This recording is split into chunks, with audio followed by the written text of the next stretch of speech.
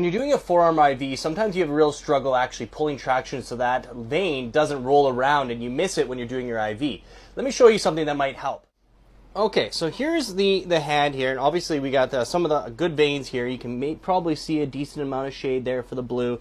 You got a good cephalic up here, so you have a few options. Now, a lot of people, when we're taught to go to a 45-degree angle, okay, pierce once we get flashed, then drop down to a low angle. The problem with that in a forearm is that there's not a whole lot of room, especially if you're pulling traction from below. So when you're pulling traction from below, your thumb's kind of in the way of that IV, and you're not able to, once you pierce, you either have to let go in order to drop your angle in order to insert, and which could eventually actually move that vein, and then you lose your spot. So instead of doing that and holding kind of below that vein, what you want to do is actually take your hand like so, okay, and you want to pull taut like this from the sides, not from the base. Pull from the sides and it holds it in place. And that way when you do that IV, you can actually come at a high angle if that's your preference and then drop down, or you can start at a low angle, whatever you prefer in that forearm, as opposed to trying to pull from the base and then moving your thumb out of the way, which could cause shifting to that vein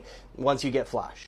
Thousands are raving about our best-selling 100-patient scenario book, and so we started creating the expansion books to go along with it, including the cardiac arrest scenarios, we have the airway scenarios, pediatric scenarios, and the MCI scenarios. And you can get this entire bundle at the link in our bio.